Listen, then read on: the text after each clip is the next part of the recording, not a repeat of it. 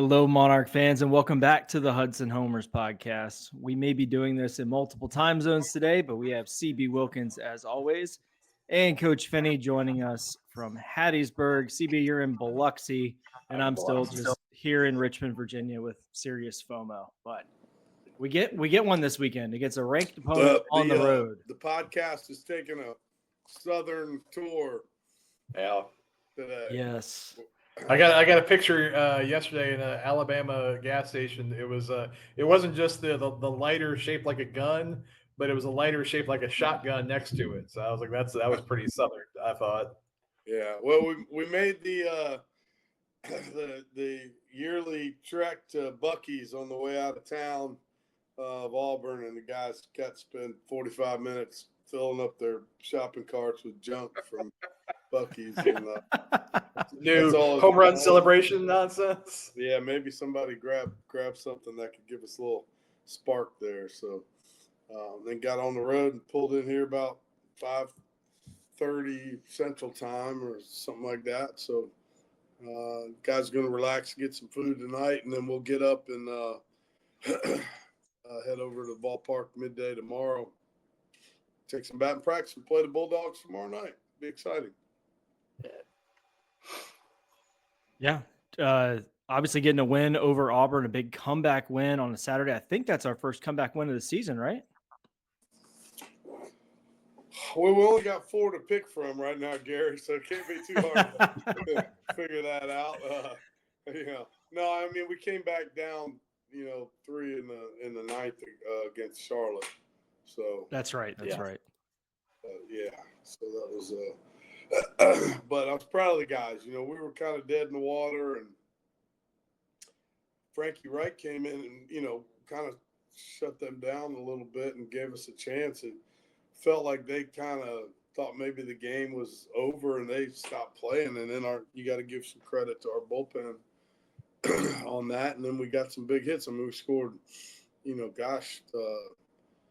5 in the 7th and 4 in the 8th, 9 runs and 2 innings right there, and a couple big hits. I mean, Kyle Edwards hits a big double for us, bases loaded, and then Kainen Jorge hits a big 3-run home run to give us the lead there. And I thought Kellen Davis was really good coming in at the end of that game, and got some big outs and had to work out of something. We had bases loaded and 2 outs right there.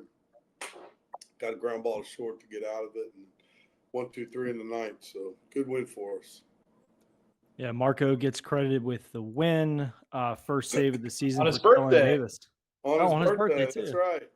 Yeah, good for him. Normally, I don't like when guys get that type of a win because he did fine, but he had to stand out there a long time for that double play review, and then we had to go get him. And but that's just the weird nuance of baseball rules, I suppose. Yeah, that was the double play where he said Alabama is challenging the play. Yeah, and lost their mind. Got booed by everyone. Yeah, I think they were probably in there and went, man, I don't think we got enough to overturn this. But if I go back out there, I might get knives thrown at me. We better overturn. After their basketball team had the number 1 basketball team had just lost to Alabama like an hour before the game. Yeah, that was a rough evening for them. Yeah, that was rough for sure. So. Yeah, the Bama fans were rabid. Like, I was just kind of going through social media, and a lot of the responses to even like ODU posts about winning the game, it's all the Bama fans saying, "Congrats, good job, we got them today too." So there's a real hatred there. There's no love lost between those two schools. I've never seen venom like that ever between 2 universities. It's unbelievable, the hatred that exists there. So good win for us. We didn't, from a starting standpoint, we didn't pitch particularly well at all. I mean, Ben and Dylan both got kind of hit around a little bit. But I thought Blake battled. Blake didn't get hit hard. They hit a bunch of kind of where we're not. They hit chicken balls in and a couple big hits. But I thought he pitched pretty well. In that and gave us a chance anyway. So I wasn't unhappy with his Auburn guys just hit the ball hard in general. Yeah. I agree. Blake didn't get it hard, but just as a general on the weekend observation, they're big, strong kids. No, they are. And again, I mean, I think people that it's easy to forget, but you're talking about, over $2 million in NIL money on that baseball team compared to zero. And we'll see it again tomorrow night. Yeah. It just shows, and it's still baseball. We still beat them on Saturday. You can still win. You have to play a really crisp game and get some big hits and have a couple things maybe go your way to do it, because their guys are bigger, stronger, faster. That's just the reality of it. And the pitchers throw harder, and the guys hit the ball farther. It's no knock on our kids at all. It's just the way it is. And, unfortunately, I think it's going to keep, going in that direction because the money disparity is going to keep on being there. So we have to find other ways to kind of outwork it. And we didn't look outclassed, like you said. We No. really, I mean, we competed in every single game, and it's just a couple things here or there, a couple mistakes you can't make, and that's the difference between walking away, maybe winning the series. Yeah. Well, we're walking too many guys right now. Yeah. We're not walking enough, and we're walking too many guys. Like, we walked 9 guys Friday. You can't beat a team like Auburn walking 9 guys and hitting 2. They're going to get their hits as it is, but you can't give them a bunch of free bases on top of that. And that's something we've got to get better at. I was really happy with, Teron Hammond. I thought he played really well. Yeah. Defensively, gave us a spark at the top of the lineup. He don't mind hitting it right over that second baseman's head, does he? He's good at that. A little flick over, yeah.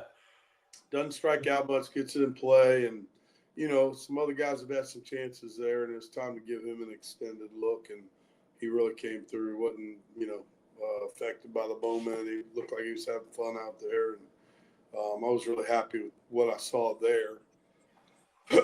Kainen,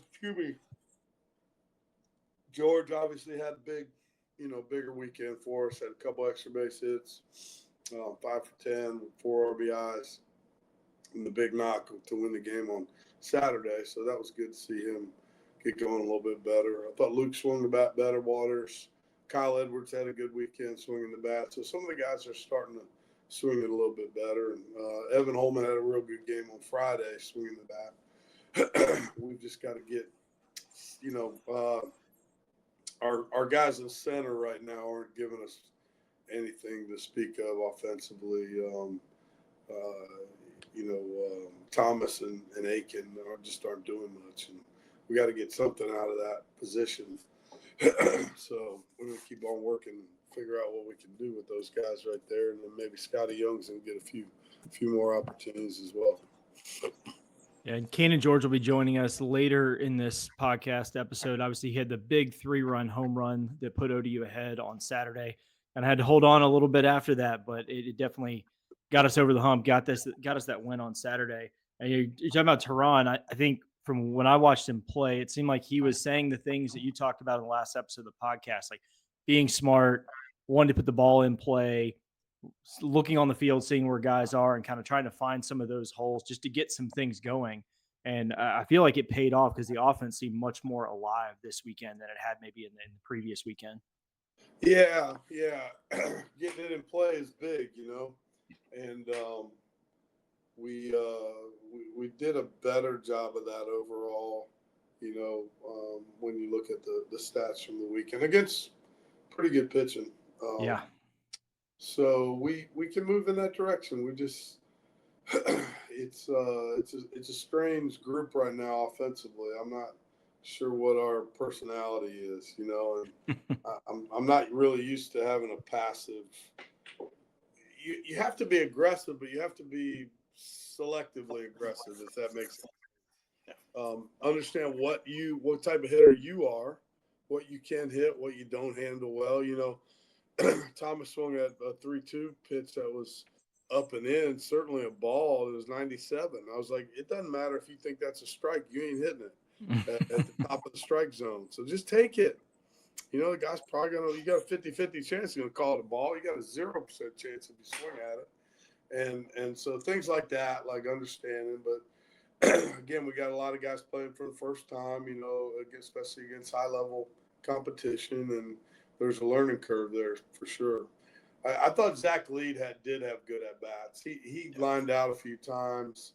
He had a couple hits Friday, I think. Not a ton to show for it yesterday, but I thought he continues to have better at-bats. He's listening. He's learning. Yeah, I think we're partially losing you two in the hotel Wi-Fi there in Hattiesburg. Okay. Is that me? Yeah. All right. Being sabotaged by Southern Miss on this one.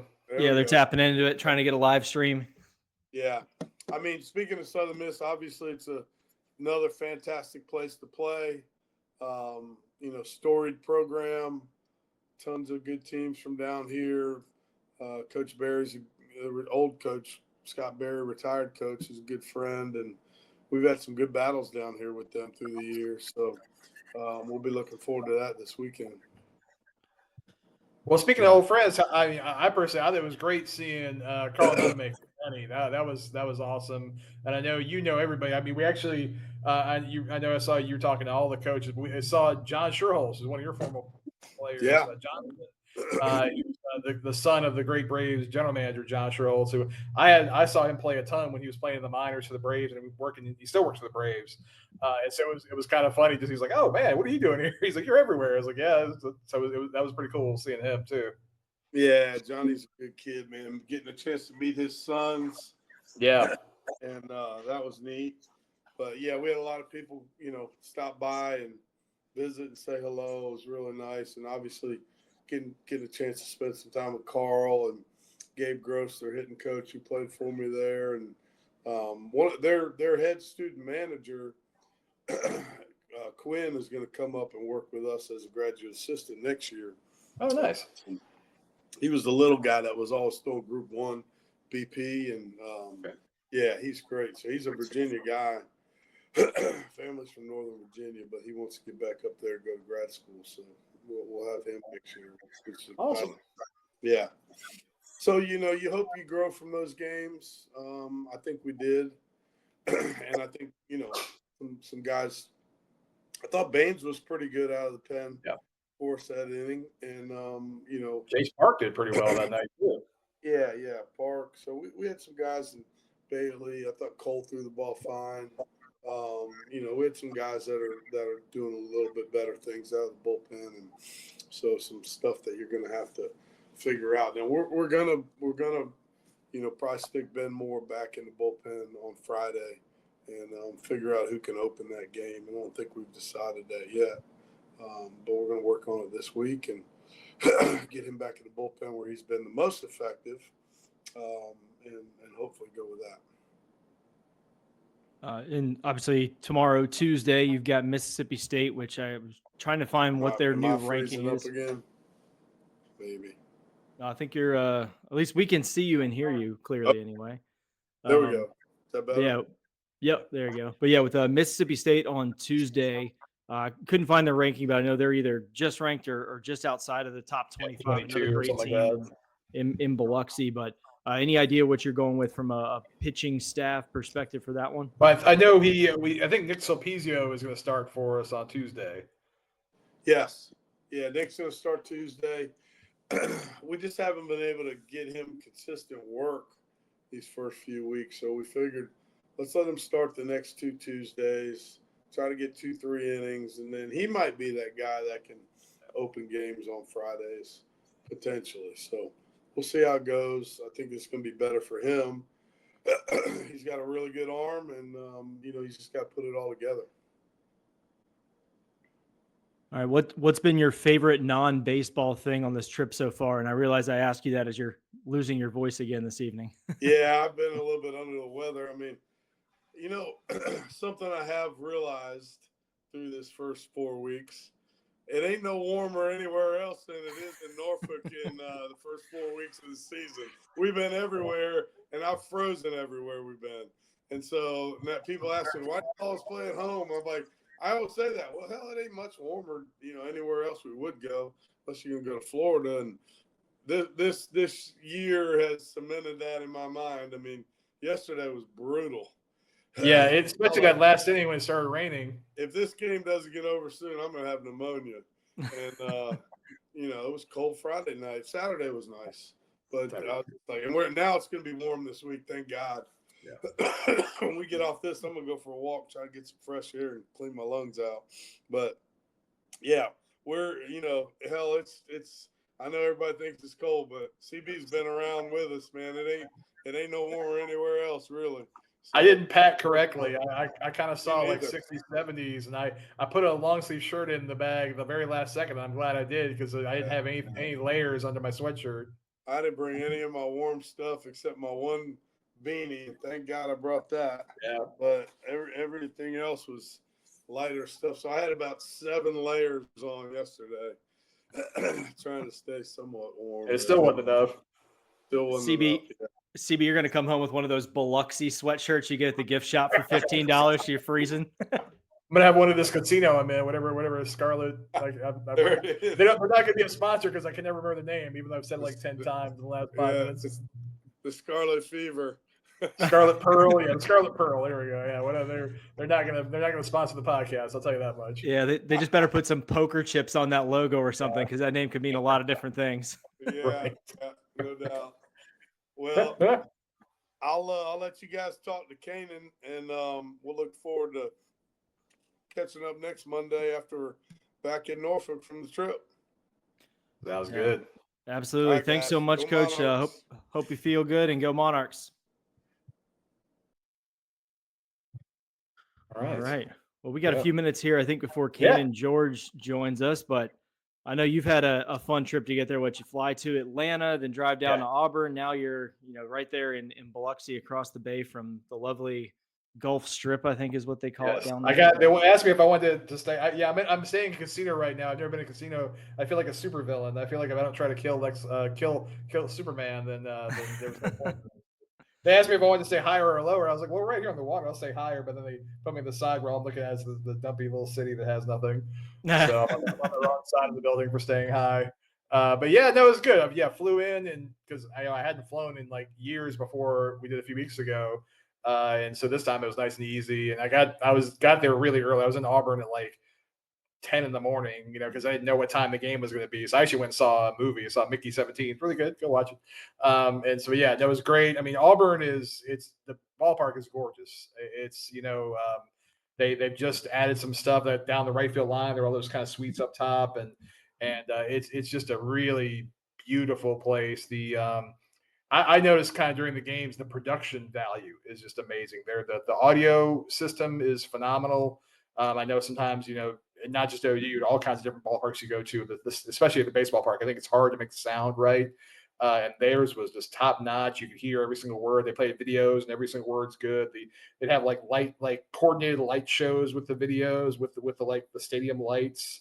It was just excellent. I mean, they had every team has like an intro video, right? And they had their intro video, and I didn't like it. I didn't think it was particularly like great as like a hype video. It seemed more like kind of like a bad boy band video, but the quality of it, the production value of it made was great. Like they have like a guy there like in the the photo shoot room, and they do like a video of the guy like throwing the pitch, and as he's doing it, it would edit into an actual video of the guy throwing a pitch in like a game, and so it was different angles, and so it was everything they did was really, really great. And yeah, the outfield wall, the real high wall. I actually didn't go out around. I'm lazy. I didn't go around and walk up and stay on the seats up top.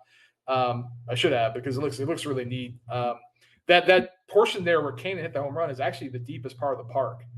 You really can't see when you're kind of sitting there, but when you I try to like walk out in the outfield and kind of see the place, and it juts out. It goes back about 20 feet. It's got to be 390 out there where you hit the ball. So it's an impressive place. I mean, and they packed it out. I mean, there are 5,000 people there every game.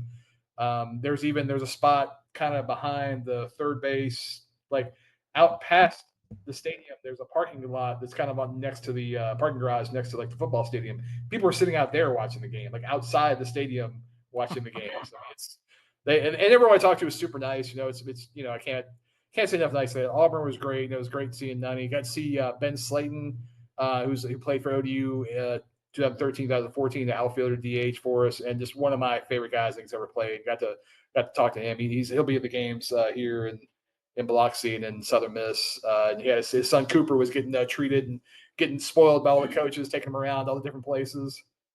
So it was a great time. Yeah, that's awesome. You can definitely tell where the monetary investment is, like with baseball. Obviously, with football, for them, they've got the best of the best, being one of the Alabama schools in the SEC. I got to watch some of it live. I was up at the casino in Dover this weekend, so again, little jealous of your current accommodations, but I guess they do frown upon trying to stream games on your phone while you're playing blackjack.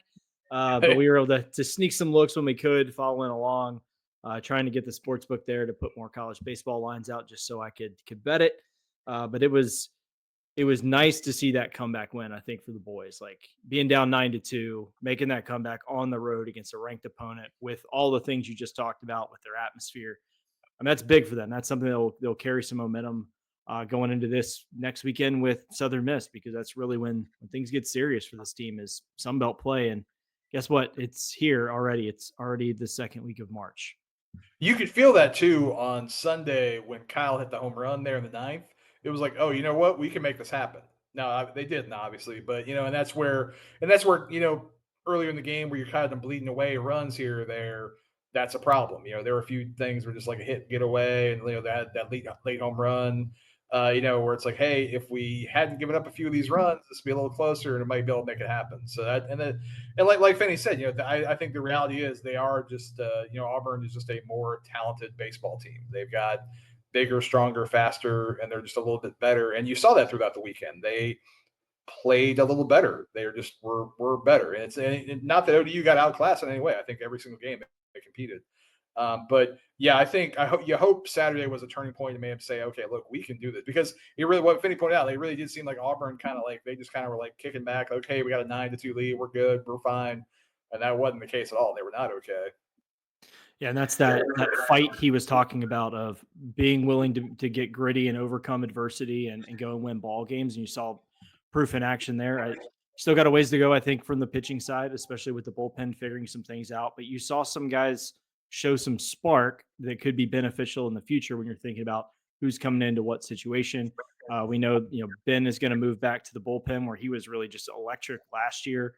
And then there's an opportunity now for someone to go start on a Friday, get 2-3 innings and see where we go from there. But that's just the adjustments you have to make from the games that we've seen so far. I think it's 13 games, and we'll have 14 by the time we hit Southern Miss, and learned a lot. People have kind of got a little trial by fire, but I was happy to hear Teron getting some more play at second, because I feel like he's done all the things that Coach Finney has been talking about the last couple of podcasts that weren't going well. He's kind of doing all the right things right now. Yeah, he's such a spark plug too. He's just one of those guys everybody loves, and he's big energy guy. And having him at the top, and he gets on base, and he's just they have to do the thing where they put the thumbs down because he got on first. They don't want singles, and he's got like the tongue out. He's like he's happy about the thing they're upset about. But Ryan is he's a really good kid. We got to get him on. Maybe next week we get him on here. But he's you're right, doing the right stuff, and they needed that. They need somebody at the top to do that. You talk about Ben going back to the bullpen. I'd like to see Cole Lanford maybe be the guy starting on a Friday because I think we brought him in a few times with guys on base, and I think it's hard for a freshman, number one. I think it's hard for anybody, but I think when you let him start an inning clean, he's done really well. So I wouldn't mind seeing Cole, maybe just try to go through the order one time, and then you bring Ben in, or you bring whoever in to finish out the inning, then bring Ben with a clean inning. Yeah, I think that worked pretty well last year with Holobetz when he was kind of coming in as the quote unquote reliever after a couple innings. If he started the inning clean, he usually did pretty well. And there is something to that. I think especially if you're trying to ramp up for a longer outing, it's a little different than go in the bullpen, get hot now. It's take your time, do your thing, and kind of have some scheduling to it. I think it's the biggest thing is who can come in with guys on base. I think we've got a number of guys who've shown they're really good when they come in with clean innings. Hunter Baines did great in the middle inning there when he came in, had a clean inning. It's just a matter of who can come in and actually not give up those runs. I mean, we know Kellen can do it. We know that, and Kellen was great. Kellen was we'll I don't know if we'll put it up before or after whenever Kainen shows up, but he's going to be our pitcher of the week, right? Because he was exactly what we needed in that moment. We needed him to come in, get out of that jam, and then just come in and go 1, 2, 3 in the ninth and be done with it. Because that's having guys that can do that. We haven't had a lot of guys, so we're struggling right now. I think a lot of guys could probably come in out of the bullpen and throw a clean inning. But can you come in when I need you to come in and stop guys? That's just all of baseball. I think you watch any level of baseball, at any higher level, bringing guys out of the bullpen with runners on base is always a struggle. And that's why those stoppers and those high leverage guys make so much money out of the bullpen, because there's not that many that can really do it, especially against a really talented lineup like Auburn or in the pros, any Major League Baseball team. It's a tough job, and trying to figure that out on the fly while you're in the middle of like a 7-game extended road trip against ranked opponents is also a really difficult time to try to figure that out. But gonna have Mississippi State Tuesday and then Southern Miss. But that's a good time to come through in the clutch this past weekend and the weekend coming up, because you can earn yourself a starting spot pretty quickly if you can play against the big boys there. Yeah, it feels like things are moving toward the right direction. As we're here, we got this game tomorrow, Tuesday, or I guess today, if you listen to it, against Mississippi State, and then the conference starts Southern Miss on Friday. But it feels like things are going in the right direction, at least. You feel like some of the guys in the bullpen. Now, I say that, although this was probably our worst weekend starting pitching wise. Now I know there were probably some factors that hopefully won't be factors next week. Don't want to give away too much inside baseball stuff, Yeah. But you hope that things are moving the right. Like I said, I think some of the bullpen arms are coming around. You see some of the bats. I mean, like just to, I think Finney kind of mentioned it, but so Edwards, who he's had good weekends and bad weekends, but he was 4 for 12, double, a homer, 6 RBIs, a walk, and a steal.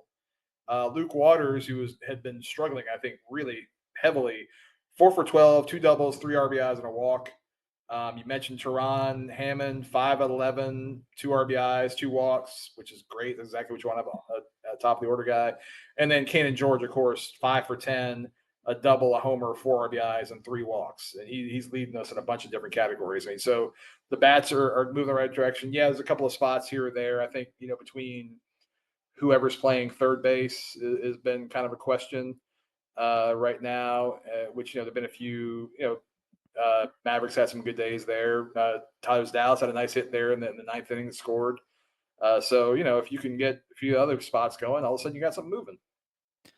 Yep. And I see Kainen backstage. We're going to bring him on here in just a minute, but I want to call out something with Teron Hammond getting a kind of an extended look here. So he's had 21 at bats this season. He's hitting .381 with a .519 on base percentage, 6 walks, 4 strikeouts. That's the kind of thing you want to look for to get in the lineup on a more regular basis and see, is it a flash in the pan, or is it, something that can play out the whole season? Because that's a bat you probably weren't expecting to hit that well at this point in the season against the competition we played. Well, and he's a senior who's played a ton of games. They've all been at D2, but he's played pretty much every game for 3 years at a high level and played. So he's, even though he doesn't have D1 experience, he has experience. So you actually, you might not expect, I don't think you expect anybody to hit 381. No. But I would expect him to come and compete, and that's exactly what he's done. And so it's, it'd be great to see him get some more run here. Yeah, absolutely. All right, we're going to take a quick break. When we come back, we'll have Kainen Jorge talk about his weekend and the road trip. We'll be right back. This episode of the Monarchist Podcast is brought to you by the Pride of ODU Collective.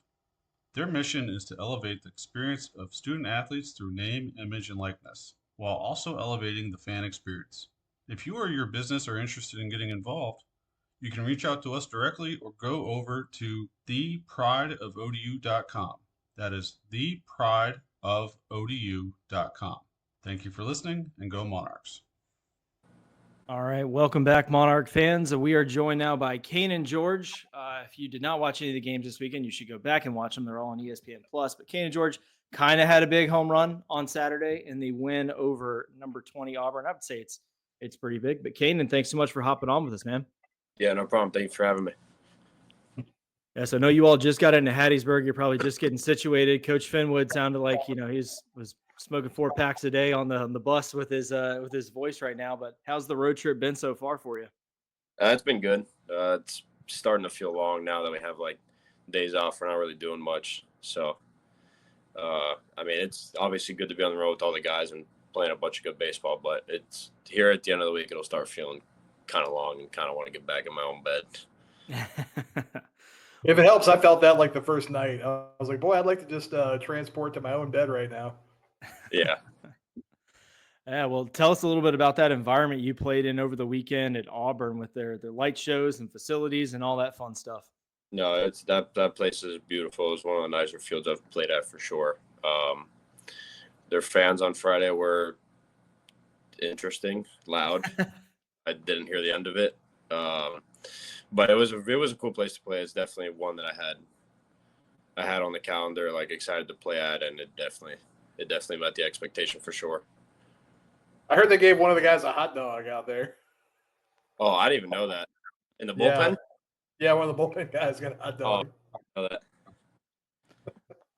Oh man, at least you're getting free food out of it. I don't know what was in that hot dog. I hope no one ate too much of it.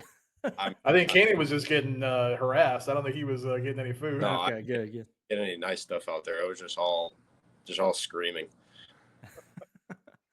Well, that may be a good preview for Southern Miss because they're similar. They're going to have a very engaged, very enthusiastic fan base. So you can make it through Auburn. You can make it through Southern Miss, I think. Yeah. What was it like with you guys played Charlotte? You had 5 guys from your junior college there, right? So on the team we played, there was 3. It was me. It was including me. There's 4 of us on the field at the same time. Oh wait, no, Luke 5. Yeah. Yeah, Luke was there too. Yeah. It was cool. There was 2 of them I had played with my freshman year, and then Luke and one of their pitchers I had played with my sophomore year. So it was a cool experience. My junior college coach was loving it for sure.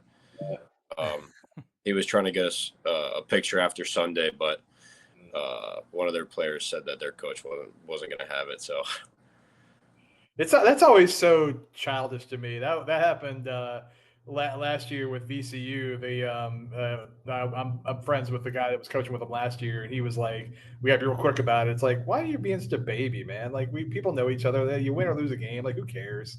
yeah, once again, can't do anything about what happened. Yeah. Yeah, it's a little weird to be that tight-lipped on things. I mean, you see it in the pros all the time, the jersey exchanges, people hanging out during batting practice and afterwards and all that. So yeah, I mean, I don't think it was any bad intentions. I just think he was probably pretty upset. That's true. After the 9th inning comeback, so I Well, that's fine. Good reason to be upset. Yeah, but yeah, pretty great ad for the College of Central Florida, right? Oh yeah.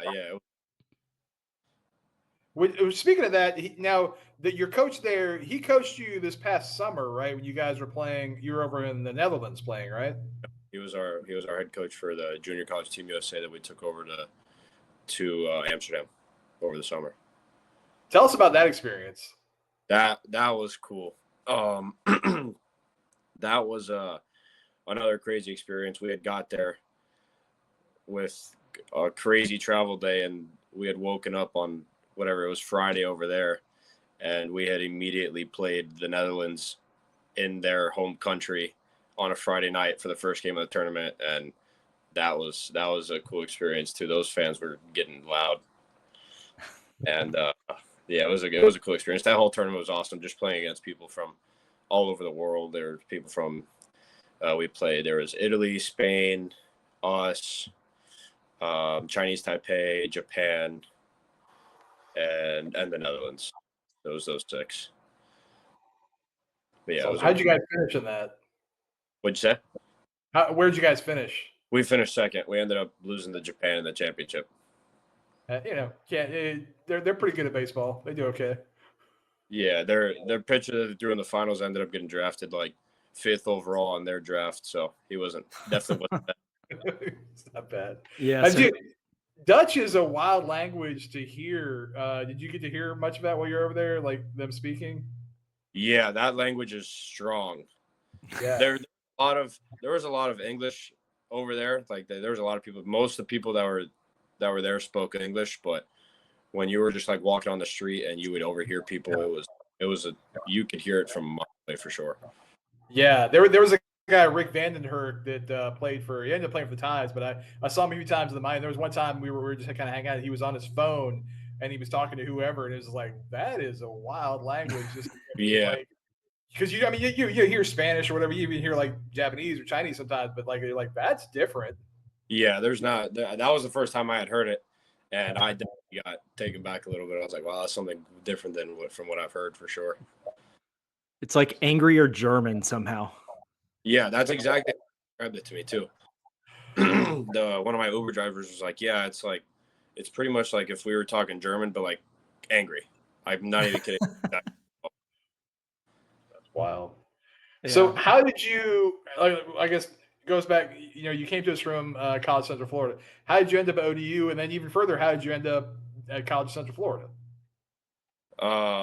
So College Central Florida was kind of like a journey to get there. It was a mixture of had Tommy John, and then I ended up getting a walk on there because one of my Little League, like someone that I knew from Little League that was like an umpire there. He moved up to where the junior college was and was a volunteer and a volunteer assistant coach there, and he helped me get a walk-on spot there, and then that's how I ended up there. And then to ODU, one of the assistants from my junior college was had a connection with Feynman from last year, and that's how that ended up happening. Thanks, Ryan Feynman. We appreciate you. Yep. Yeah, I mean that's an interesting path that a former umpire turned volunteer assistant is how you got in the door there. That's pretty unique story, I would say. Yeah. He was like part of the board for my Little League part, and an umpire as well, and yeah, he ended up retiring, going up to Ocala, Florida, and being a volunteer assistant at the junior college, and that's how I ended up there. That is awesome. What's the adjustment been like for you coming into ODU, being here throughout the fall and the winter, then now going on this extended road trip with your teammates? It's definitely different than junior college, and the weather's different. Being in Florida, It's not Miami. No, it's not. But coming from junior college to here, it was a smooth transition because it's very similar here as it was in junior college in the sense of like we live super close to the field, the team's super tight, and the baseball is just in junior college it's year round. So all the scrimmages in the fall was a little different because in college you play like 30 games in the fall, but it was a good adjustment for my body, just letting it rest and just doing the scrimmages, and then obviously now we're back to it, playing a bunch of games on the road. So it was a pretty smooth adjustment for sure. Was this winter the first time you ever seen snow? No, so I have family that live up in Illinois, so I've seen snow a couple times, but definitely the first time I've like lived in snow. Yeah. A little different when you have to get out there and potentially drive in it or walk to the baseball stadium and go hit during a snowstorm. I was not going to take my car out of the garage and drive around in the snow. I didn't know what I was doing. Good plan. Don't be like the rest of Hampton Roads. Good plan. Yep. Yeah, not much better up here in Richmond either. I can tell you that. If the roads are covered, just stay home. It's not worth getting run into by somebody. But yeah, no, absolutely. Yeah. Well, I want to flash back a little bit to Saturday. It's obviously a huge home run, puts us in the lead, ends up being the winning margin. Take us through that at bat, kind of starting with what the vibes were like in the dugout as that comeback started to unfold. So I want to say it was in the top of the seventh. We had gone like a 4 or 5 spot. And once we started seeing that the relief pitchers were throwing up a bunch of zeros on the board consistently, it gave us some hope that like no matter if we were down 7, that we could make this comeback for sure in no time if they kept putting up zeros on the board. And once it got into the 8th inning, we got those couple big 2-out hits, and then I got up. I knew that it was a big at bat, and it was a huge momentum shift if I could get those 2 RBIs in, because at that point we were down. I think we were down 1, and Luke was on second. So yeah, I just knew it was a big opportunity for us to take a game in the series. and give us some momentum going into tomorrow or till Sunday. That no one else will care about this except for me. But they changed the pitcher right before you came in, and so I was on kind of the other side of the field. And I came back into the dugout, and I knew my camera battery was dying, but I was like, I got like enough for like a couple of at bats here because I just got in as you're about to start your at bat. You know, you hit your home run, and I got the shots of it. You saw the picture, and then my battery immediately died. So I didn't really get any good shots of you celebrating because I'm like scrambling to try to change my battery. But I'm glad it lasted long enough to get that homer. Oh, that's awesome. Well, yeah, thank God I got the homer for sure. Yeah, one pitch later would have had a problem. Yeah. You hit it to the deepest part of the park too. Yeah, you could have hit it like a little, made it a little less suspenseful for us. I don't know why you had to hit it to the absolute deepest part of the park. Yeah. That kind of. I mean, I knew that when I hit it off the bat, it was gone. But there were some people that were like, "It scared me when you hit it. You couldn't have hit it at the worst part of the park," and I wasn't sure if it was going out. I thought it was too, but then it's still like, you know, you're like, because after walking out there on Friday and seeing how deep it actually was, like, man, it's out there. Yeah, once you walk out there to left center, it gets deep fast for sure. Yeah, you can tell on video that thing was a bomb. I've watched it probably at least a dozen times now. One for the home run to watch it go out, but also just the background crowd audio. Just like you just hear it fall off a cliff. Oh. What else you got, CB? Gary, ask your favorite question about the game. Oh, yes. All right. So we've been talking about this with college football video game coming back, and then like MLB The Show is going to have some college-based stuff in it with I think like 8 or 10 colleges or something like that. So putting you on the spot, going to ask you, what would your overall rating be if they created that college baseball game today and you were in it? And what ranking area would you spike the most in? Oh, geez. Oh, man. Let's see. Overall college rating. And you said it was overall college rating, and what like what would be your highest rating out of all the things? Yeah, like contact power, eye, something like that. What would be your highest rated one? I'd say my highest rating would probably either be my power, or my defense. I don't know if defense has one specific like attribute on those video games, but one of those two. And oh man, a rating, I have no idea.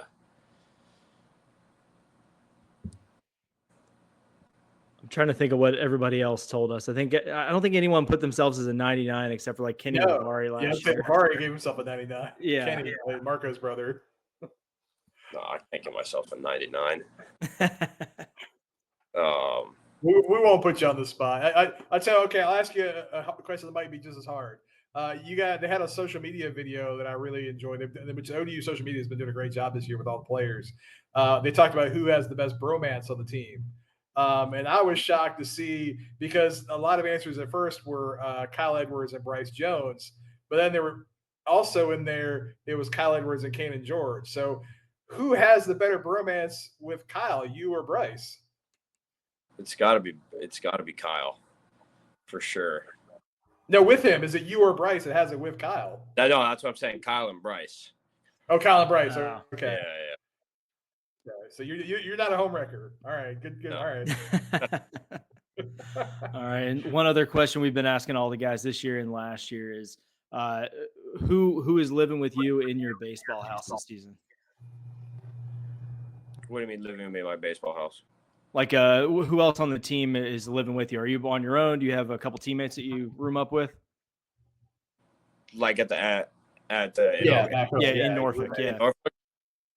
Yeah, I live with me, Luke Ridley, Brody, and Cole Lanford. Oh, that's a fun house. That's a bunch of cool guys in that house. Okay. A good house for sure.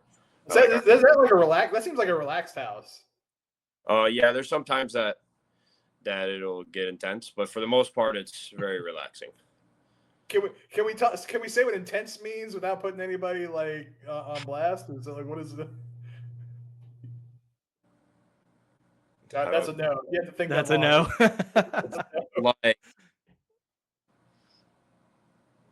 frustration. That's a decent. Sure. That's fair. People get frustrated sometimes, but a lot of it comes from like our horse games that happen in the downstairs or dominoes, one of the two. But other than that, everything's fine. You tell me that really high-level athletes are really competitive at all things. Is that what I'm hearing? Yep, pretty much. Okay. Glad to hear that. Glad to hear that. Yep. Awesome. Well, Kainen, we appreciate you, man. I was telling people all fall. I was like, this guy Kainen Jorge is legit. He's the real deal, and so you're making me look like I know what I'm talking about. So good to see you, man. Well, I'm glad I'm making you look like you know what you're talking about. That's what matters. All that matters. It doesn't matter you guys and how you feel and how you play. It just matters that I look smart. That's what really matters. One in the win column for CB here today. Yep. Awesome. Well, Kainen, we really appreciate the time. I know it's tough with all the traveling going around and classes and all that fun stuff, but appreciate you coming on with us. Good luck tomorrow against Mississippi State, and good luck this weekend against Southern Miss.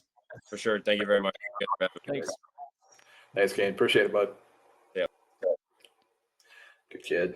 All right. Let's get us back to even size. ODU. We love it. It's fun how many we have guys from all over. We got guys from California, Miami. We got Ryan Thomas from Utah. I mean, we got we love our Virginia guys. Of course, we got like 97 guys from New Jersey, but it's great to have guys in the place. Yeah, I mean, like I feel like you have to recruit across the entire country now to build out your team, like with transfer portal and JUCO rules and the expansion of scholarships and shrinking roster sizes. Like you've got to look in every nook and cranny and use every connection you have to find the guys. And we continue. I would love it if every amazing ball player in Hampton Roads stayed at ODU. Like that's like nothing would make me happier than being able to go to any high school game and see a bunch of future Monarchs. And but that's the reality is that those kids, a lot of them, they if it comes down to ODU or UVA and ODU and Tech, like we just don't win right now, unfortunately. And that's, that's fine because not every guy that goes there ends up having an amazing career. Not every guy that goes there is, Ethan Anderson or Harrison Didewick. There are the few guys that go and don't quite make it, don't really last. But that just comes down to having a new stadium is going to help and continuing to do well is going to help. So until then, why limit yourself? I mean, it's great to have those guys from your backyard. We love having Bailey Matella every time single time. Hey, from Norfolk, Virginia, we love that. Tanner Shadell from Virginia Beach. We got a couple of kids on the way next year. But yeah, you got to get recruit from all over. We got to have that. We got to have that talented outfielder from Miami, Florida, also. Yeah, I know. I'm curious to see how that landscape changes over the next couple of years with the new scholarship. It's no longer 11.7. It's going to be a lot more. And then rosters will actually have to contract a little bit, number of guys you have.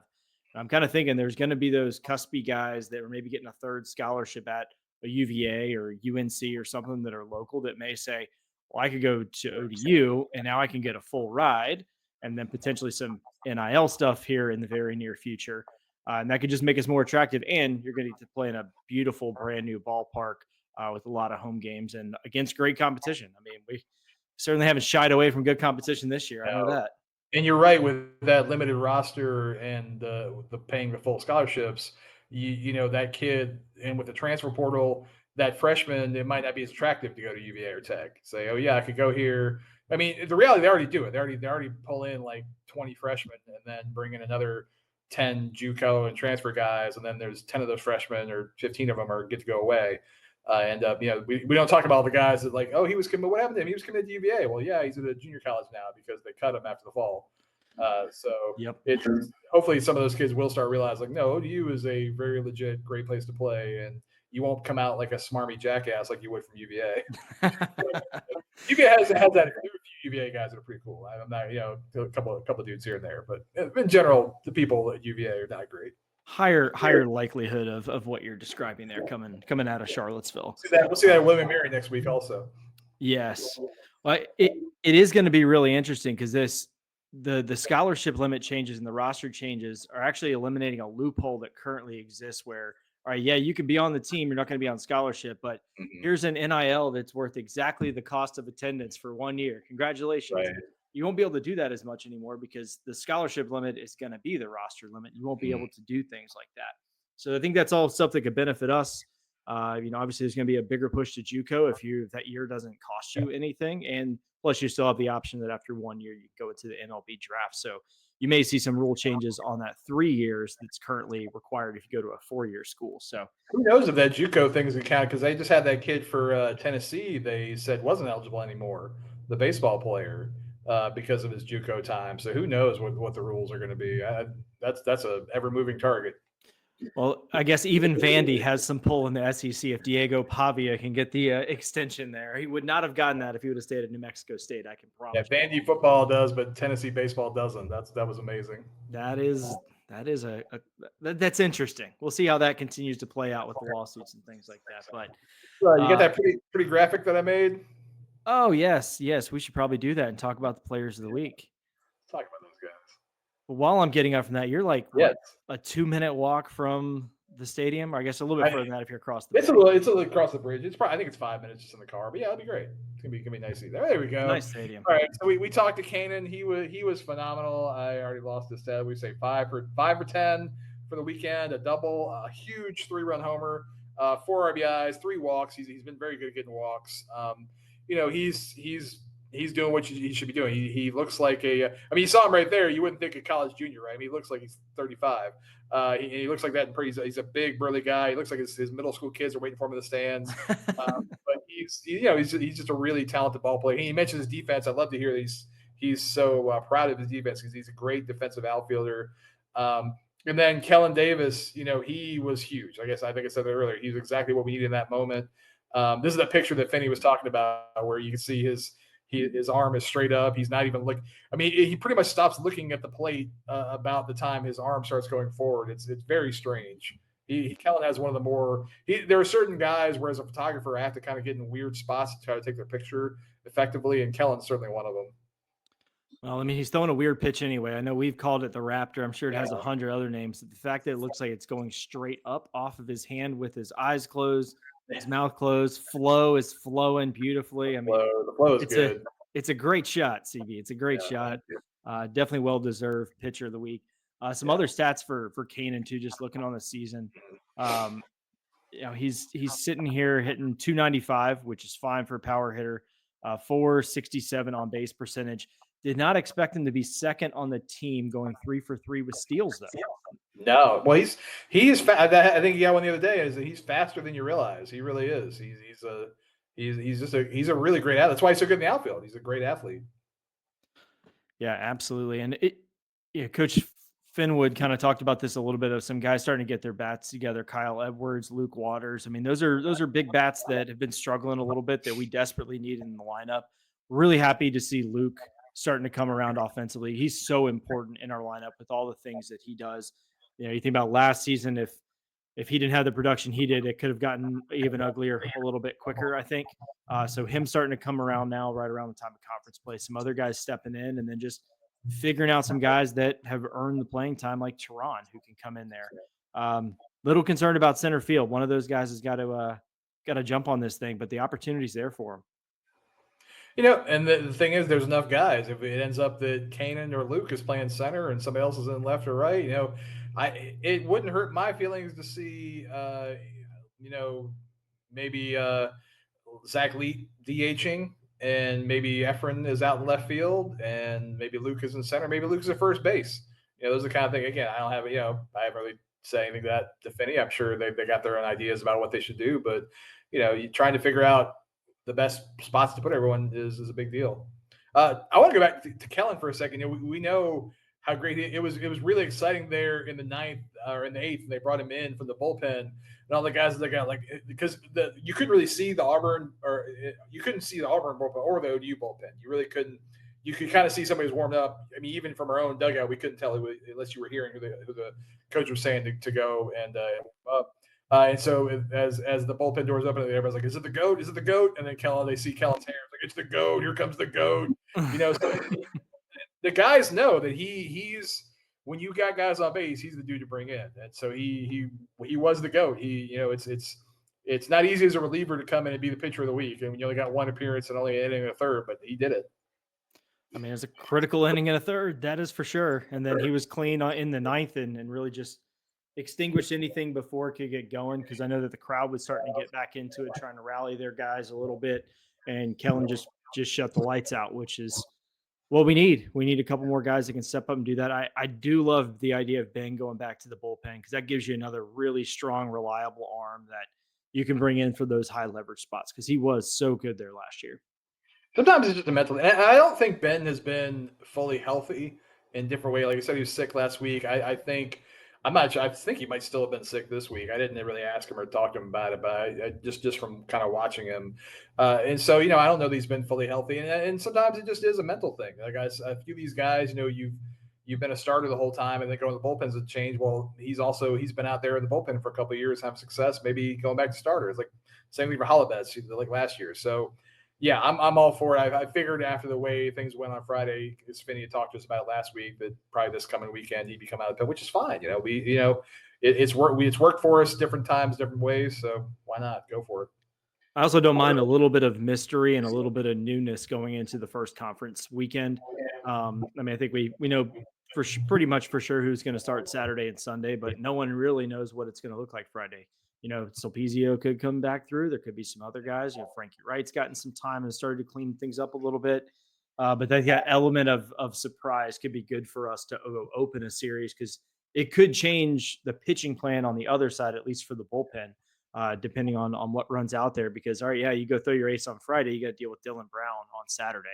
Yeah. He didn't have his best stuff Saturday. I think we know some of what caused that, and that will not be a problem going forward. But he's still having a hell of a year, even with that bad outing. His numbers are still incredible, and he hasn't had that many starts. No, and you talking about the starter, the opener thing is interesting too, because that's always one of the things that, as a baseball player, as a hitter, you get used to. Well, I'm going to have 2 or 3 at bats to feel this guy out. And if you go with the opener, well, okay, I'm probably going to get 1 at bat. I mean, if you really say that, like I'm going to have an opener, he's going to face each guy one time. The second he gets that second at bat, he's out. That's where, and that's one of the things that's happened in modern baseball. Why relievers are so effective is because most guys, I don't care who you are, your best chance against a hitter is in the very first at bat. Every single pitcher, even you look at Major League All-Stars, you look at their at bat, their batting average against in the first at bat is using the 100s, the second at bat is using the 200s, the third at bat is using the 300s. I mean, maybe if you're really, really good, it's like the low 300s, high 200s, right? But so if you can keep kind of switching that up, and that's where having that about the third or fourth inning, or really the third inning, second or third inning, do that switch up, and all of a sudden you have to face this new guy, and now he's probably maybe a little more talented, able to go longer, switch things up on him a little bit. It does kind of mentally mess with the hitter, and we know hitters think too much. So anything you do to make a hitter think, it's a good plan. Yeah, well, especially if you can mix up lefty righty in that as well, because then you have a manager of the other side who's trying to think, all right, do I stack this lineup with more lefties? Do I have to space everything out? And then maybe you don't necessarily put the lineup together in the order that you particularly want. So it kind of gives you that added element too, where, we know what we're going to do. We're going to be set up for it. I think Southern Miss is pretty traditional with 3 usual starters. They've got a pretty deep bullpen from what I've seen from them this year. I think they took 2 out of 3 from UNC Wilmington over the weekend. And UNC Wilmington is historically a very, very good baseball program. So they had a good series. They Southern Miss lost the first one 6-3, and then they won the Saturday game 2-1. They won 7-4 on Sunday. So really competitive. They're certainly battle tested as well with a lot of talent, a lot of history there at Southern Miss, and they will undoubtedly have the crowd on their side. They're going to be rip roaring, especially if that weather's nice. Yeah, I think we're playing Mississippi State tomorrow. I think they split against Mississippi State so far this year. They beat them one time, and they also lost and they got run ruled. Yeah. Yeah. They did. They beat Mississippi State 3-0 down at Pete Taylor Park in Hattiesburg, and then did not go so well in Starkville. Yeah. It was 18-3, 7-inning game on 7 innings. But again, those are midweek games. They're not throwing their top arms in those, just like we wouldn't throw our top arms in those games. So it's hard to get a full read, but clearly they can beat Mississippi State. They're good at home. They're 9-2 at home. Do we know what this team they're playing tomorrow? The UTRGV is University of Texas Rio Grande Valley. All right. I promise I don't bet on too many low major college basketball games to know that. The UTRV is you know that. That's terrible. You degenerate. Yes. Well, hey, sometimes those games tip off at 10 o'clock and you need a little pick me up. Yeah. After a rough day. Get a little action at the end of the night. Yeah, this is, I got you. I used to watch Gonzaga years ago just because I would be up and they were always on at like 10 o'clock at night. Nobody gets better ratings than a Hawaii football game that kicks off at midnight Eastern. I can promise you that. That's why they usually do so many pay-per-views for their non-conference. Yeah. They charge you $19.99 because you've got $200 on them to cover 3 points against some team you've never heard of. Wow. Well, CB, what are you getting into tonight? I don't. It's either I might just go take a walk down to see what's going on at this place. I've never gambled, so I think I might take a very small amount of money and say this is the gambling money and go see what that's about, and that might be it. And tomorrow we'll get to the park for BP and watch a game. And Wednesday, who knows? Wednesday might be a movie day. Honestly, because I'll just be here in Biloxi. I'm a big movie guy. I like going to movies. Yeah, that's good. There's a lot of really good food down there. I don't know how big of a seafood fan you are, but if you go across the bay there's the Beau Rivage Casino. Right next to it is like almost like a little inlet port kind of area where all the fishing boats come up. And up on the third floor of this building on stilts, they take whatever was brought in as like the catch of the day from the Gulf, and they cook it for you that night. Usually not too expensive, but it's really, really good seafood. There's a lot of it down there for shrimp and all that. So you can be eating good tonight. Plan there we go. Okay. Yeah, you can get around there pretty easily. But awesome, man. Well, I'll tell you again, I'm jealous that you're down there getting to do this awesome baseball trip. Sounds like this is definitely you wish this is just the thing. If ODU ever wants to just pay me a pretty reasonable salary, enough to kind of cover my mortgage and live adequately, I would be very happy to just hang out with all their sports teams and take pictures, and they would get the amount of love and care that we go into making all their stuff would be high level. So if they ever want to make that happen, I'm happy. I'm open. I'm happy to it. But otherwise, yes. I'm enjoying it. It's nice to be a fan. It's nice to be the fan and not have a response. Although I have been helping because they haven't been home. I have been helping out the baseball. If you notice, when they share stuff and share images, it's mostly been stuff that I've taken because just not being home, it's hard. So it's nice. There are nice ways to be able to get back as a fan, as an alumni. I'm because I am not rich, so I can give a value in this way, which is nice. Yeah, it's fun. I wish I could do this kind of stuff full time. I think Mike and Aaron would probably do the same thing if they could. For the stuff they're doing, we all would. So if you want to make a really big donation, just pay us to screw around and cover ODU baseball. We're good. We'll take it. If you like to just to pay not just the NIL, but just pay for the full-time media staff for the Pride of ODU and the Monarchists, we would love that. We'll put out our Venmo accounts on all of our social media, so feel free to donate. It's probably better ways to spend your money, but it won't hurt my feelings if you do it. Yes, absolutely. Well, awesome. Well, CB, hope you have a good time down there. I know we'll be in touch over the next few days. I'll actually get to watch the full game tomorrow, which will be a nice treat. And then everything this weekend too down there at Southern Miss. But have fun, man. Yeah, I'm really looking forward to both of them. Depending on if Mississippi State's not a bunch of jerks, I might go see them on Wednesday also. If they seem like cool kids, I might go because they're playing somebody else Wednesday here, the same Biloxi Park. But I'm definitely looking forward to the whole week at Mississippi State and Southern Miss.